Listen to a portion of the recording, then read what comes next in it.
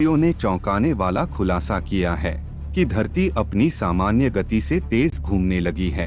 पृथ्वी के घूमने की स्पीड इतनी तेज है कि 24 घंटे में पूरा होने वाला चक्कर उससे पहले ही पूरा हो जा रहा है। परमाणु घड़ियों से भी ये पता चला है कि पृथ्वी के घूमने की गति तेज हो रही है। 29 जून 2022 को पृथ्वी को अपने अक्ष पर एक चक्कर पूरा करने में 24 घंटे से कम का समय लगा था। इस दिन धरती ने अपना चक्कर 24 घंटे से 1.59 मिलीसेकंड में पूरा कर लिया, जो औसत स्पीड से ज्यादा है। पृथ्वी अपने अक्ष पर घूमती रहती है। पृथ्वी अपना एक चक्कर 24 घंटे में पूरा करती है और पृथ्वी के घूमने की स्पीड करीब 1000 माइल प्रति घंटा मानी जाती है।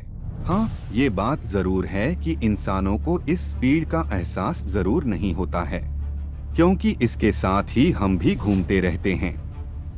हाल के दिनों में स्पीड पृथ्वी ने हाल के दिनों में अपनी स्पीड काफी तेजी से बढ़ाई है। 2020 में पृथ्वी की तेज गति के चलते जुलाई का महीना सबसे छोटा देखा गया। 1960 में 19 जुलाई को अब तक का सबसे छोटा दिन मापा गया था।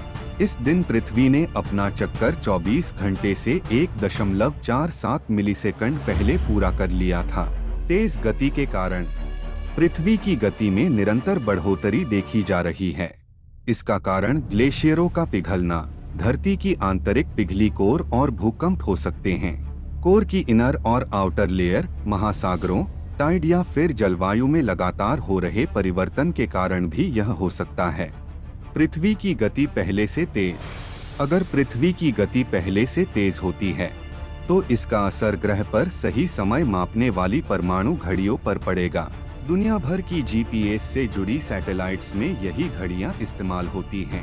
किसी जगह मौजूद एक व्यक्ति की लोकेशन सैटेलाइट से कुछ सेकंड्स देरी से ट्रांसमिट होगी। आधे मिलीसेकंड का चेंज भी भूमध्य रेखा पर 26 सेंटीमीटर तक का फर्क दिखा सकता है। लंबे समय तक अगर पृथ्वी के घूमने की गति तेज रही तो धीरे धीरे जीपीएस सैटेलाइट बेकार हो जाएंगे। इसका दूसरा असर लोगों के रोजमर्रा के इस्तेमाल वाले संचार उपकरणों पर पड़ेगा। स्मार्टफोन्स, कंप्यूटर और बाकी संचार सिस्टम खुद को नेटवर्क टाइम प्रोटोकॉल सर्वर्स के जरिए सिंक्रोनाइज रखते हैं। पृथ्वी की घूर्णन गति बदलने और सैटेलाइट की संचार रिले में थोड़ी भी देर अलग अलग स्थानों पर समय में फर्क पैदा करेंगी। अगर पृथ्वी एक सेकेंड के लिए घूमना बंद कर दे अगर अचानक पृथ्वी घूमना बंद कर दे तो हमारे अधिकांश ग्रह में प्रलय आ जाएगा। इससे होगा क्या कि आधे ग्रह को लगातार सूर्य की गर्मी का सामना करना पड़ेगा और आधा अंतरिक्ष की ठंड का सामना करेगा।